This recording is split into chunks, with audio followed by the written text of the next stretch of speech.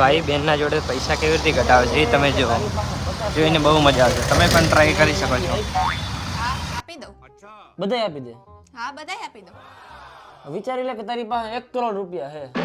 તોય આપી દઉં. હવે વિચાર કે તારી પાસે 100 કરોડ રૂપિયા હે હા ઈ આપી દઉં. અને કદાચ તારી પાસે 1240 રૂપિયા હોય તો મને આપ. હા હે તે મારા પર્સમાંથી પૈસા લઈ લીધા ને મમ્મી. બેન વિચારી લે કે તારી પાસે 50 લાખ રૂપિયા હે તો તું મને એમાંથી આપ. હા આપી દઉં. બધાય આપી દે. હા બધાય આપી દઉં. વિચારી લે કે તારી પાસે 1 કરોડ રૂપિયા હે તોય આપી દઉં. હવે વિચાર કે તારી પાસે 100 કરોડ રૂપિયા હે હા ઈ આપી દઉં.